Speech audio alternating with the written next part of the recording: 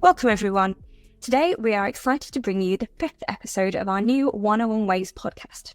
So, why did we decide to launch a new podcast? We wanted to give something back to our customers and the wider tech community. We've worked with some really exciting projects over the last 10 years and have a very talented team of consultants with lots of knowledge and experience, so we thought we'd share it with you. As the name suggests, there are 101 ways to solve a problem, and it's really about having the correct skills and expertise in place to find the right way forward that works for you. So we hope our podcast will go some way to helping you do just that. You can listen, download, follow us on Spotify, and also watch and subscribe on the YouTube channel. I'm going to be your host for the next few episodes. My name's Emma. I'm Chief of Staff here at 101 Ways, and my background is really in coaching and transformation. So this episode, I am joined by Neil Fitzgerald. Neil, why don't you introduce yourself for us? Hi Emma, thanks for inviting me along. So I'm Neil Fitzgerald. I'm currently Director of Engineering at Star Compliance in York. I worked out this will be my 20th year working in the tech industry in Yorkshire, so that gives a little bit of a hint at my age. But kind of for the first 12 years of that, I was heavily into the engineering side. I worked in healthcare, and that's quite a transformation from at the beginning of that time. You had health authorities kind of downloading information onto floppy disks to the world that we know it now, where you expect all your medical records to be everywhere in an instant. So quite a shift. And kind of the last 8 years are probably more pertinent around. I moved into financial services, more in an engineering leadership role, and having to work within the bounds of some quite strict rules about how those kind of organisations should behave and what they can kind of do to make sure that they keep on track with that. Right. The regulated environments thing is obviously really what we want to talk about today. And if this last few episodes, we've been following this theme of modernisation programs and projects for organisations. We've covered that general view of what do we mean by that. We've talked about organisational concerns and roles and responsibilities within your team. Particularly then, I wanted to get into this angle of what's the difference between like a general modernisation initiative that you might have in your tech organisation, and then specifically what do you have to consider in that more heavily regulated environments, which is why I thought of you and wanted to pull you on to consider that. So yeah, let's start with that bigger overview then. What do we mean by modernisation, and then how is it different, do you think, within a regulated environment? The way businesses operate generally are quite straightforward. How much money can we make? How can we spend the least amount of money to actually do that? Where the regulation part comes in is, there's a lot of rules on behaviours and how you treat clients or how you treat people that you're dealing with. And those rules aren't new. They've been around for a long time. Where you come in with a kind of modernisation program is you've got to kind of find out, are some of those manual processes, are those things that have just become part of the ethos of the organisation? Because your role from an engineering side is you're coming in to automate a huge amount of that. And there's people that have gone before you to kind of set things up. Big part of that is making sure that not just you within an engineering function, but you're having that conversation around what rules do you try and kind of follow, and how you interpret them previously, do they actually work? That's been quite a theme that I've come across, where everybody's quite comfortable that, we follow all the rules and regulations. And when you step back and try and automate that, you realise it might have not been quite right. Or if you automate what is there now, you're going to end up with a bit of a gap. So that's kind of a big part of starting any of these pieces, is that you take the human out of a lot of those processes. And you don't realise that the human was doing a lot of that stuff. So you have to kind of capture a lot of those things, because ultimately the regulations exist to keep the market fair, to keep the market safe. And the problem that the organisations will face is the fines or the challenges they'll get if they're not following it are huge, even to the point of you could lose your licence to work in that environment.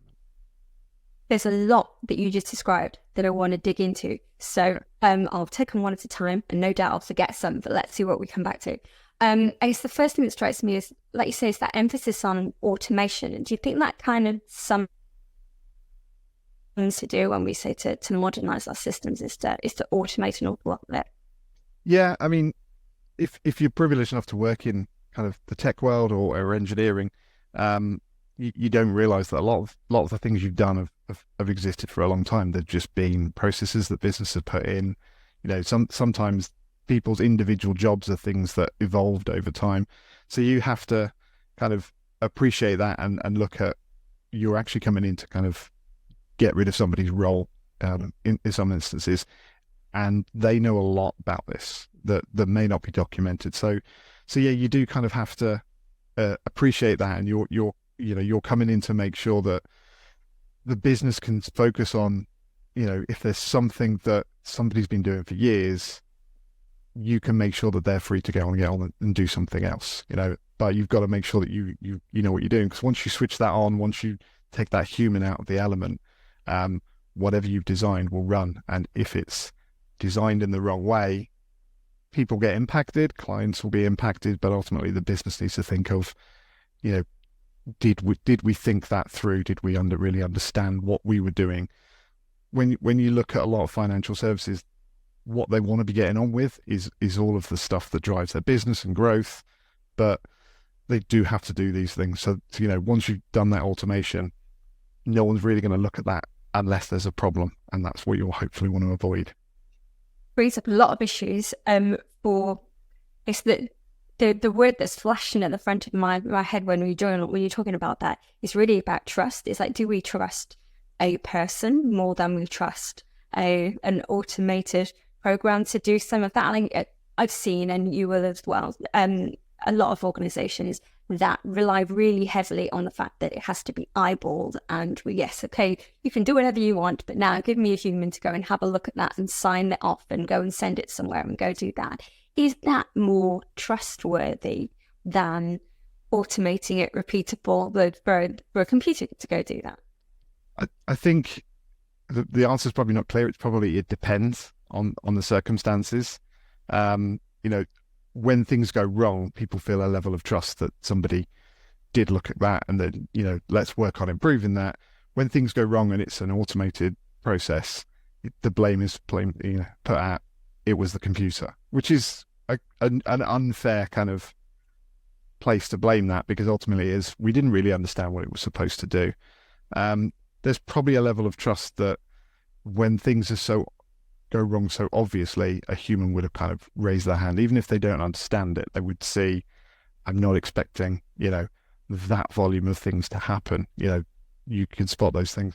So it kind of depends. You've got a combination of both, because you can't just one day switch on an automated process and expect it to work. You need actually someone monitoring that until you get to a kind of level of maturity. Any new system never really works the way you expect it to. There's always kind of quirks in it, but it changes who's eyeballing it. It's somebody eyeballing and signing off, payments or something like that, to somebody having more of a holistic view. And that's a different role. That is kind of more, a combination of engineering or monitoring a production system.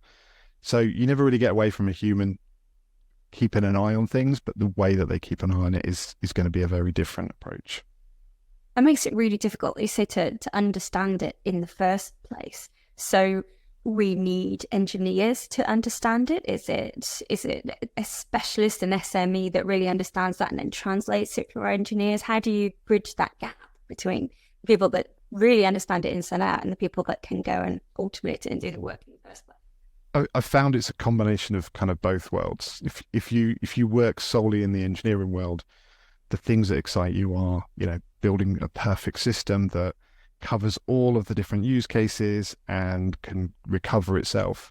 But you sometimes miss what you're trying to achieve, and sometimes you've not really taken on board that you don't need to do all of that. Actually, the challenge the business has is this piece, and they're quite happy to continue that, or give them the tools to do those things. We've definitely been involved in situations where we've looked at what a great solution would be from an engineering side, but really you just needed the right reporting tools.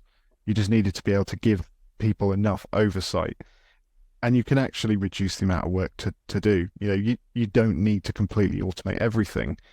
You can get to a point where you give people the trust in the reporting and the tools for for people to make decisions, because sometimes the context spirals out of what you originally designed. So yeah, you have to have that bridge, and it's, when you go into any kind of transformation, especially in a regulated world, you need to be able to have that perspective of someone who's not worked in technology, because they do bring a lot, and then also you've got to share where you're looking to come from. The most successful projects have been that combination of people with different perspectives on the world. It's hard to always remember that in that kind of environment, engineering is relatively new, 50, 60 years old. Financial services are hundreds of years old. So there's some experience to be gained from a different world who've looked at this from a kind of regulated view. I guess that leads into that view of kind of, we do these things because, and we've always done it that way. And I've seen that of that it has to be signed off, and it has to be manual, and it has to be this because this is the way that it needs to be done. It doesn't feel intuitively right. I guess I don't much about the particularly regulated environments other than just working on those kind of programs on the periphery of it. But it doesn't feel intuitively right. Like the regulations themselves can't be that prescriptive about the way that you have to meet the compliance around things. Are there circumstances where it's not appropriate to go and automate stuff, or what kind of restrictions are there really in place, or is it just a perception really from the people that have always done it that way? I mean, that's usually a red flag for me if anyone says we've always done this way. But in that regulated world, what you do find is all regulations are generally vague. They'll prescribe behaviours, but you've got to, as an organisation, interpret that. And as you work with different organisations, you realise that they will interpret that in different ways. And actually, the regulator will, also allow some flexibility and leeway. A really good example was I worked at a charity where they were going through the process of getting onboarded by the FCA because they didn't need to be before. And there was a situation where they need to also do checks on their clients. They need to make sure that they're not being used as a way to launder money. But those rules and regulations are so vague. If you are one type of organisation, you need really, really strict rules. Whereas actually what the agreement came through was you can check the clients once a year. And that changes the approach, because the engineering teams were looking at how can you do that in real time? Because it's quite interesting to work out how we could do that. But actually, all it really needed was the organisation is comfortable with this once a year. They don't need to over-engineer a solution. And I think we'd had some people who were in different types of organisations where they really did need to, they need to know any anomaly. If you're dealing with payments and you're a big bank, you can't be doing that once a year. You need to be doing that in real time. So yeah, it's very much open for interpretation, and that's where that kind of combination of sharing ideas with the people who run the risk and the compliance side of that on what do you want to solve, and you can sometimes come up with things that they like, that are faster, better, different, but also taking on board that's not the problem we really want to solve. Like we'll be compliant in that area, but it's not really a risk part of our business. This seems like then an awful lot of things to balance. I'm hearing there's the actual regulator, what do they mean, what do they really mean, and interpreting that. There's what does the business need, and how do we still operate, and what there are business needs from it. How do we balance the risk of that? How do we not over-engineer it? How do we make sure that it doesn't meet everything we need? There's so many moving parts and different facets to that. Who's the best placed person to bring that together then? Who sits with that and goes, okay, I hear all this and I can balance all of those needs? Depending on the business, it will be the person who's next on the line. And that's a good thing that specifically in kind of the financial services, they've moved away from just organizations are responsible for it. That's what we saw in the credit crunch, is that no one was really accountable. And now we have a world where people are named and accountable. So they are the ones whose neck is on the line. They're the ones you can look up. If you're working in the UK in the FCA, and find out who is accountable for that. So it's bringing them into the fold, because they are the person who's going to have to speak to regulators when things go wrong, but they're also the one that's got that ability to negotiate with them, depending on whether it's, FCA rules, financial transaction rules, or even things like GDPR. You've got to be able to bring them into that conversation because they need to feel comfortable, with what's going on. And sometimes they are not they're not technology-based people. They've come from a world where they didn't need to do this. And the technology world moves much faster than any other business. So you need to get them on board and bring them in and say, where do you want to focus and where do you want us to put our time, and how do we keep you in the loop? Because ultimately, as much as they're accountable, they don't want to be doing all of the work. They just want to know what they need to be looking at. So we're already talking modernisation and how you stay up to date with technology and different ways that you can do that and the tooling that you might use. With the added facet of how you stay up to date with regulatory changes and in the environments as well with that, how fast-paced is it? Like, how often do you have to update your compliance and things as well? It's probably more relaxed than most people in technology are used to. You'll find out about a regulation. There'll be discussions about it, and there's enough time to bring it in. I think a lot, most people listening to this will be aware of GDPR, but there was a long lead up to what that change really meant. There was discussions. It was still a panic. How many companies did we see all panicking in that last few months with it? It all changed a few years ago. That might say more about the organizations, but yeah, I ended up working at two different organizations during that crossover. One had no preparation for it at all because it wasn't really understood. The other one had been engaged with the government for years around how does that fit into their business. But yeah, you usually get a long enough lead time on that. The problem you get is some systems do take a long time to change, and that's something that needs to fit into a roadmap of constant improvement. And you almost need to start with how do we want this to work? And again, anyone who's worked on a system that's been around for the last 20 years, it was not prepared for the world that we live in now. And I don't think you ever can be, because you get stuck in the kind of analysis paralysis situation of trying to prepare it for what the future might hold. You just need to make sure that you can change things quickly.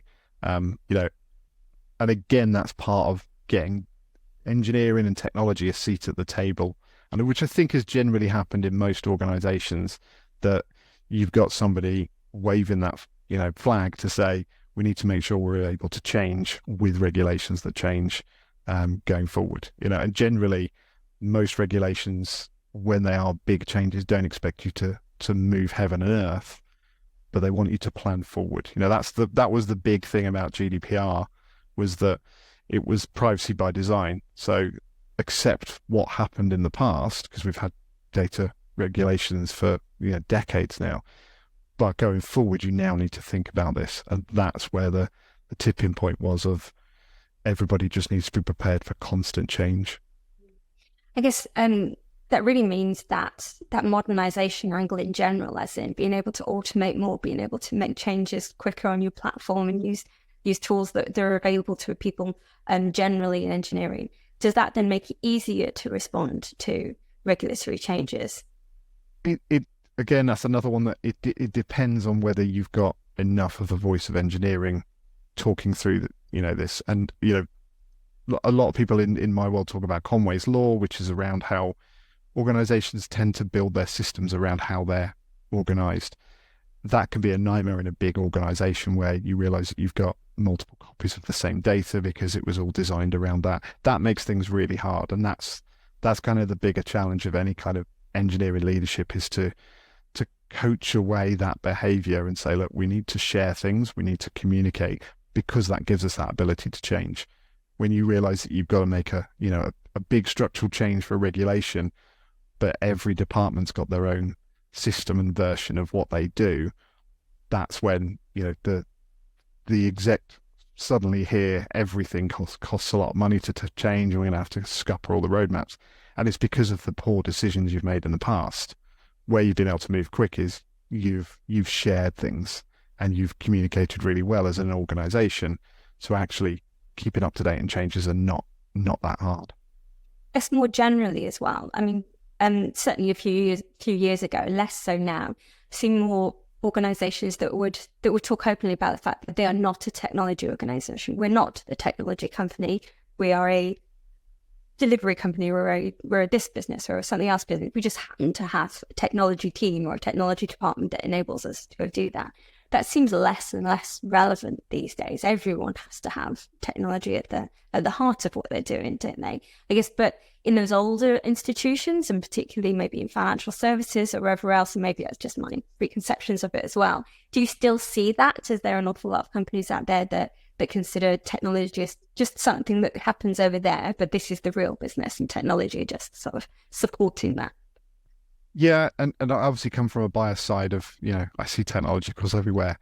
I think wherever there's competition, you are a technology company. I don't think you can kind of get away from that now. The organizations that didn't think that technology was a big part, there's a long list of them that are no longer in existence. If they thought that their unique selling point was, we have you look at retail, we have all the stores and we have all the clothes, but your competitor decided to invest in technology and they can deliver to a new market who, a new generation who just kind of expect things to be very different. So I think, it's very rare to find any kind of organization that isn't technology focused. You'll have things that don't have a lot of competition. You'll have things like schools, but I look at, my kids are both at high school now. Technology is a key part of what they do now, because they're saying, well, actually, how do they reduce their costs? A lot of it is technology. If they're spending a long time marking, actually, what I've seen them do in the last few years is invest in technology to be able to holistically overview everything rather than do that, sign off everything. You can look at where you need to focus. So, I think, history is littered with companies that thought we're not about technology. It's there. You can't really avoid it. Not because your offering now isn't very good. It's that somebody new will come in, and you look at every new generation, they just expect things to be standard. If you can book an appointment online for a restaurant, it's not that long ago that was rare, and now that's normal. So even that kind of world, you have to have technology at the heart of what you do.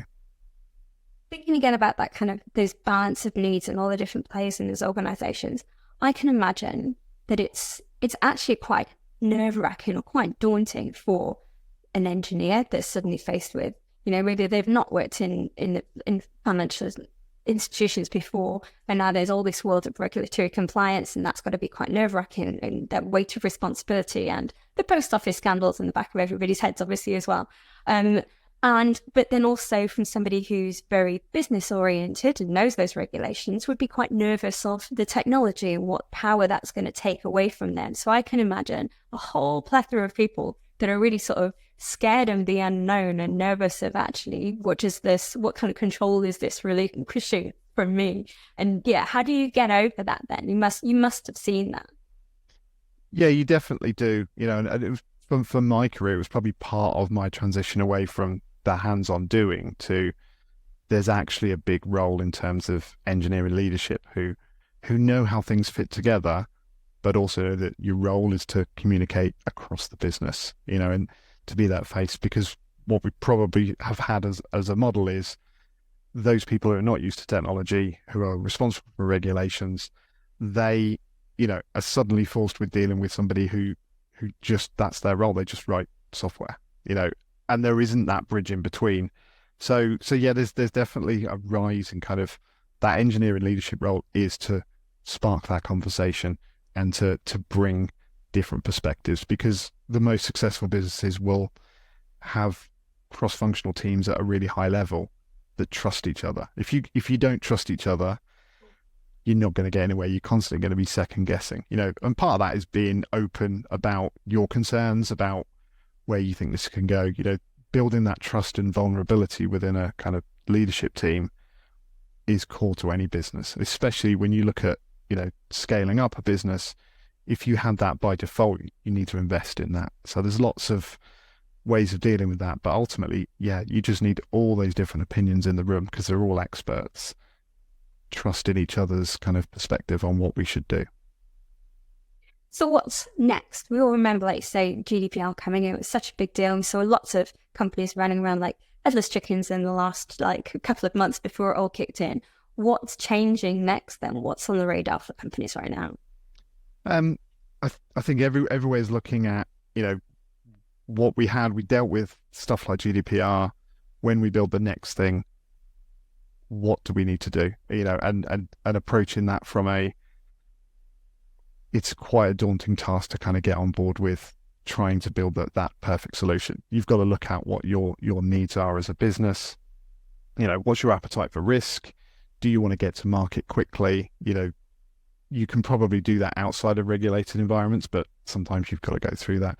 So it's kind of taking a step back and looking at what are the important things for you as a business to land and deliver versus that we've got all these other things, but we would be here forever trying to rebuild a lot of those pieces. Do we even need them? So thinking about the engineering leader, somebody in a business right now that is listening to this and thinking, there's more we could do. I know that I could automate more, or I'm sure we're not as efficient as we should be, or that I'm interpreting the regulations this way, but I feel like I could do more. What's your advice to them then? How do they get started in having that conversation or starting to make some impact somewhere? I think they're going to have to lean in a little bit more to those regulations to read them and understand them. What can be quite daunting for somebody relatively new to that is that you're in a room full of your peers who might have different skills. They might be outside engineering, and they're kind of just off the hand referring to a lot of these things. You need to understand a little bit more about it and spend that time to understand, I've seen this and we've interpreted that, and just build up that knowledge and that trust of asking how it works. The way that everything is worded is very vague, and you just need to build that understanding of the way you view something might be incredibly different. I definitely had that with some of the money handling rules that I've kind of had to help bring in, that the interpretation was not very clear. It was clear that we didn't have any kind of process. If we had money that we weren't quite sure who it went to, it wasn't a regulated organization at that point. Just put it in this bank account and just park it there, and somebody at some point will probably find it.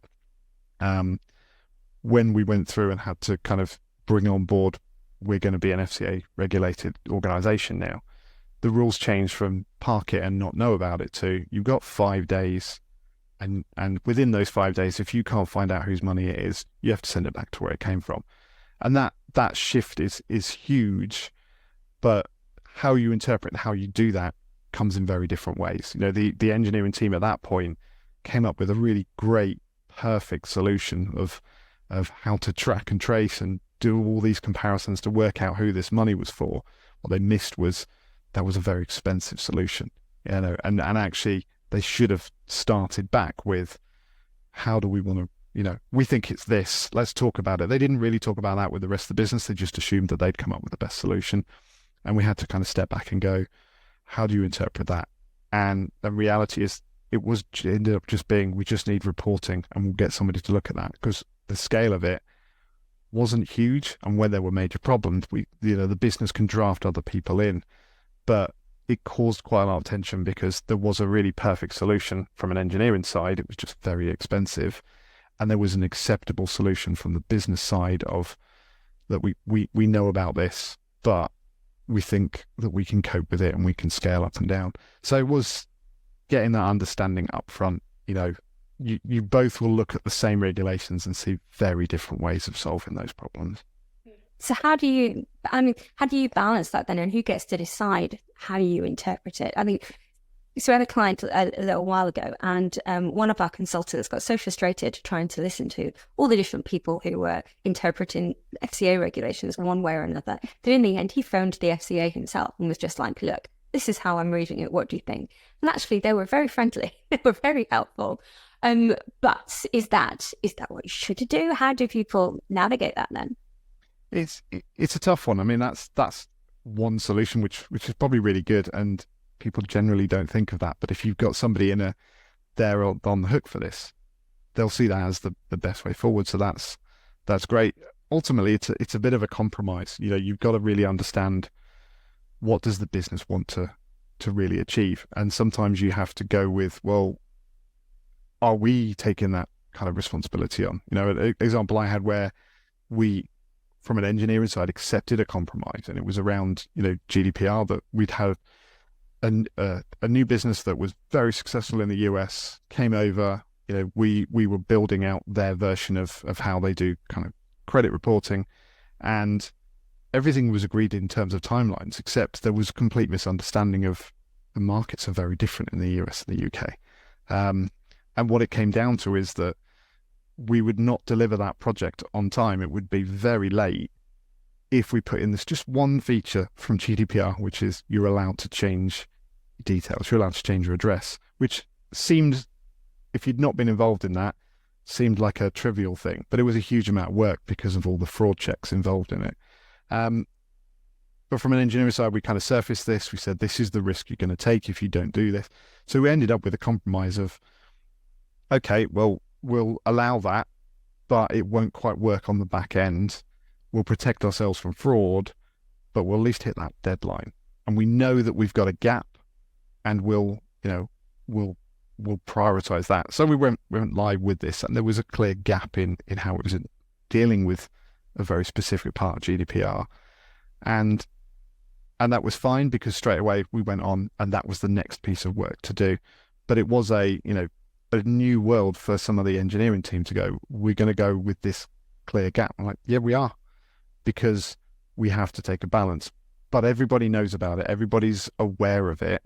And we've got all this stuff to deal with, the risk and the impact.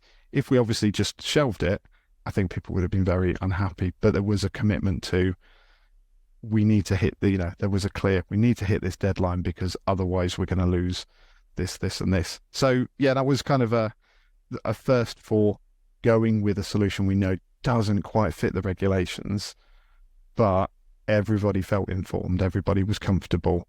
And it was the business side taking on that risk rather than it coming back. A lot of the times it will come back to, it's engineering's fault they didn't do that. It was known it wasn't an engineering decision. Which is really familiar, I guess, to anybody that's developing a product in general, of like those compromise decisions of accepting a certain amount of tech debt or a compromise on an ideal solution for any kind of product. Knowing that we'll do something about it later, or it's not ideal, but cost-wise or priority-wise, it makes more sense to do it this way right now.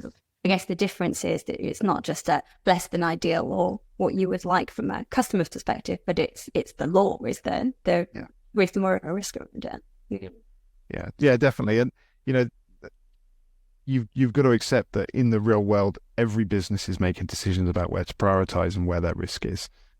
You generally won't see these every day, and you've got to make a decision whether you really truly understand. You look at things like the car industry. There is a variance in the price of a car because there's different things that are being focused on. But as a consumer, you've got that choice to say, I'm going to go with that, and I can accept the limitations that it doesn't do this. And that's the same with any kind of business, that if you waited for the perfect thing, it would never get to market on time. You'd be sitting there for forever, and the world would have moved on. Everything really is about price and features. And sometimes you can get away with it depending on your industry. If you're not in a regulated industry, there's way more scope for making the onboarding process really smooth, but the offboarding really awkward and, challenging. You just have to make sure that you're aware of the things you must do that are going to impact your business, and damage that reputation. So perfect is the enemy of good, even in a regulated environment. I think so. I think, you have to make a decision, and ultimately there's always a non-engineering solution to something. If something goes very wrong, you've got people, and that's sometimes hard to remember if you've just worked in engineering, that actually a bunch of people can solve a problem, and they're quite good at it. Then they're going to learn as they go. but that's how businesses will operate. If there is a major problem, they can sometimes just throw people at it who are not from that world, but can solve those problems. It's not sustainable. It's not a long-term solution, but as a catch-all, this is never going to happen. And if it does, we will just park that. People probably saw a lot of those things happening during COVID, where so many problems were coming up because people couldn't work in offices, that certain parts of the business just stopped because they changed and went, this is our focus right now. I saw a lot of that in financial services. You see behind the scenes of when people can't work together, what parts of the big financial institutes just stop working. And they're the bits that, you know what, it's fine. If that monthly process takes 2 months, that's not a problem, as long as people are getting, the things that are important from those institutions. So it really helps focus, and you say get that prioritization, but so you know which are the right bits to automate and to really to focus on and make sure you get right to meet things. Yeah. Okay. And just before we wrap up then, are there any other thoughts you want to leave people with, any recommendations or where to learn more or anything else to just wrap up on? I think the main thing is take the time to read. If you're working in that regulated environment, take your time to read what all these things are, because not only will it give you better insight in how other people are thinking, but it will give you ideas on novel ways of solving problems. It might not always be the most interesting reading. I've probably enjoyed that side more. I've always kind of had an interest in Data Protection Act and what that really means. But it helps you kind of understand what you're building. You're building these things for a reason. The regulations exist actually to make the world a better place and make it fairer. So understanding why they exist is actually part of your role, and you can get a bigger seat at the table if you kind of understand the why you're doing a lot of these things. Never met anyone before who would say that they enjoy reading things like the Data Protection Act. So you're clearly in the right job, Neil. Well done.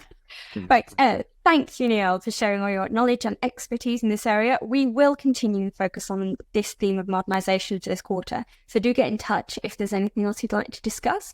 We'll be hosting another webinar later this quarter with guest panelists exploring the cost of failing to modernise and what that means for your business.